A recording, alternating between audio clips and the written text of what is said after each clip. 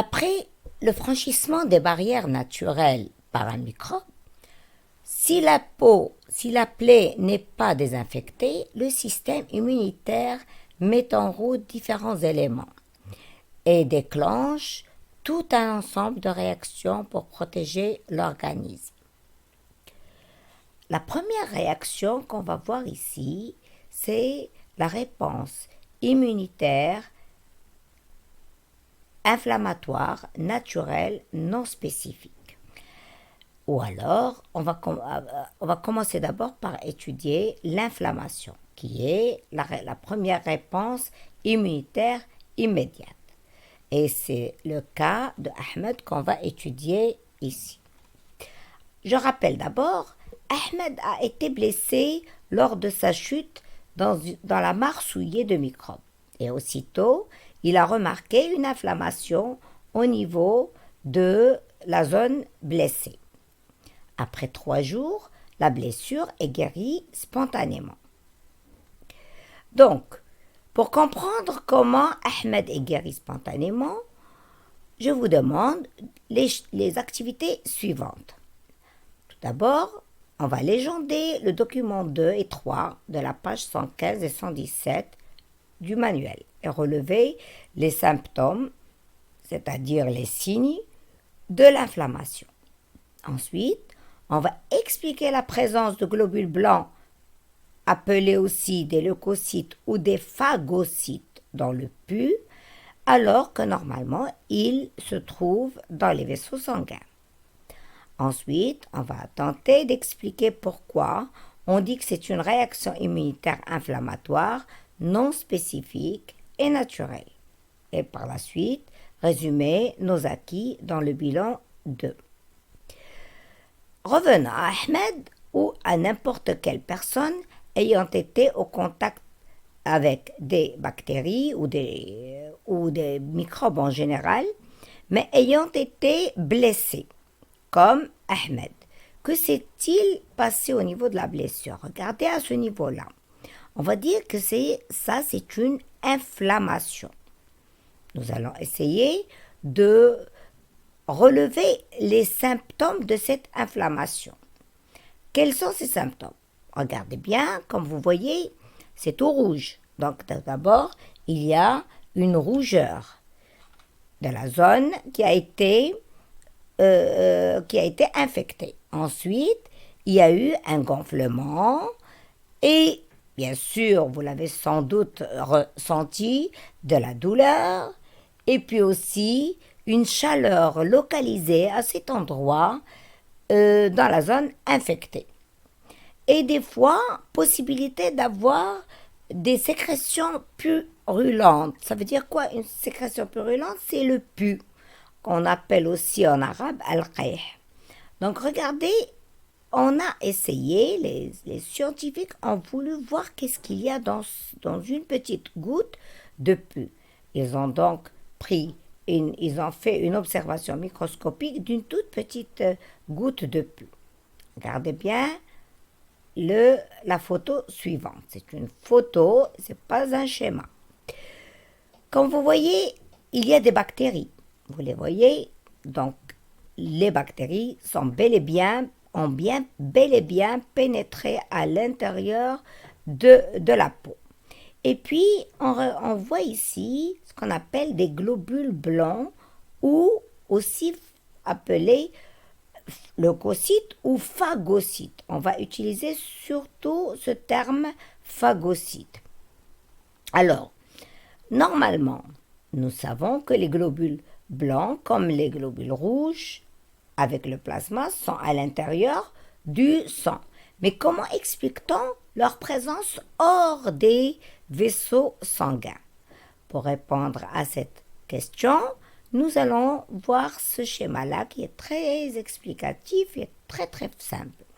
Nous avons une coupe ici longitudinale dans la peau avec l'épiderme, la couche superficielle, le derme, un peu plus profonde, et plus profondément encore, il y a un capillaire sanguin. Le capillaire sanguin contient du sang où il y a bien entendu les globules rouges que vous voyez ici et puis des globules blancs, comme celui-là, celui qui est en jaune. Donc, ce globule blanc polynucléaire, pourquoi polynucléaire? Parce qu'il y a, disons, plusieurs noyaux. En fait, ce n'est pas plusieurs noyaux, c'est un noyau multilobé, très lobé. En tout cas, on l'appelle un phagocyte. Dorénavant, on va l'appeler phagocyte. Donc, voici donc le schéma. L'épingle ou n'importe quoi peut pénétrer dans le derme. Il est, par exemple, ici souillé de bactéries. Alors, la première réaction du corps, c'est la libération des histamines. Nous allons voir plus tard, dans les cours suivants, ce que c'est que les histamines. Mais intéressons-nous à ce qui se passe ici, à ce niveau-là, et aussi à ce niveau-là. Passons donc ici, c'était la première étape où il y avait une lésion tissulaire et libération de l'histamine. La deuxième étape, qu'est-ce qui s'est passé? Regardez, remarquez bien l'épaisseur du capillaire sanguin. Comme vous voyez, il est beaucoup plus gros. Ça veut dire qu'il s'est dilaté. Donc, on va dire qu'il y a eu vasodilatation, c'est-à-dire dilatation du vaisseau sanguin. Alors, cette vasodilatation a entraîné quoi?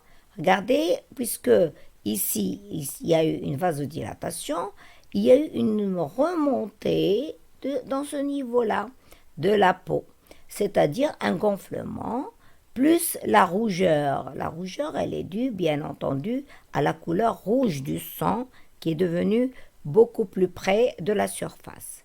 Mais ce qui nous intéresse le plus, regardez, à ce niveau-là, ces globules blancs qui normalement sont à l'intérieur du capillaire sanguin, nous voyons qu'elles se faufilent pour sortir du vaisseau sanguin. Ok?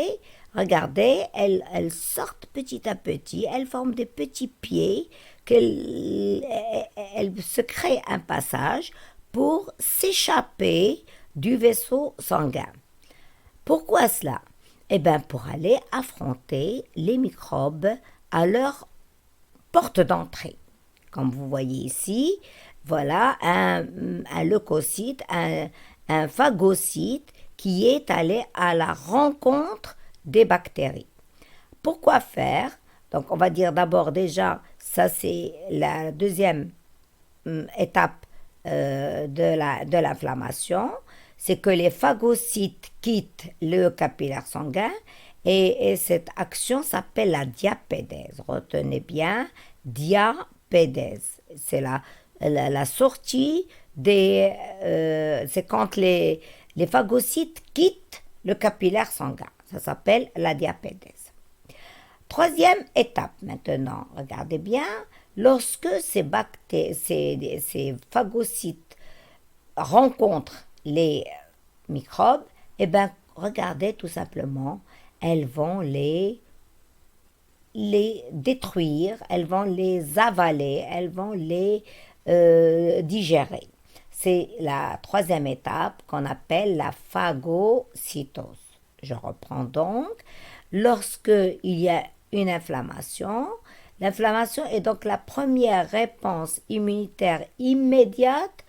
Elle est non spécifique. Pourquoi j'ai dit non spécifique? Tout d'abord parce que n'importe quoi, même si n'importe quelle bactérie pénètre dans notre organisme, elle est, quelle que soit sa dangerosité, quelle que soit sa nature, quelle que soit sa forme et tout, eh ben, elle est tout de suite, cette inflammation est mise en route pour la détruire, pour détruire cet élément qui est externe du corps, que ce soit une bactérie ou un virus ou n'importe quoi, même une autre cellule vivante. Alors donc, je disais, l'inflammation, tout d'abord, il y a une lésion tissulaire et libération d'histamine. Deuxièmement, les phagocytes quittent le capillaire sanguin pour arriver à, au microbe, ça s'appelle la diapédèse. Ensuite, il y a ce qu'on appelle la réaction, l'action du phagocyte sur le microbe qui s'appelle la phagocytose. Très bien. Alors le bilan, en réponse à une infection, c'est-à-dire invasion du corps par des microbes, le corps manifeste immédiatement une réaction immunitaire locale, dont les symptômes sont la rougeur, le gonflement, chaleur localisée, douleur et par la formation de pus. Dans ce pus, on relève la présence de globules blancs appelés phagocytes. Ces phagocytes quittent la circulation sanguine pour se diriger vers les microbes afin de les détruire. La sortie des phagocytes hors des vaisseaux sanguins s'appelle la diapédèse. Alors, je vous laisse un moment pour noter tout cela sur votre cours sur papier et je vous donne rendez-vous pour voir ce qui va se passer plus tard pour étudier donc cette phagocytose. À bientôt.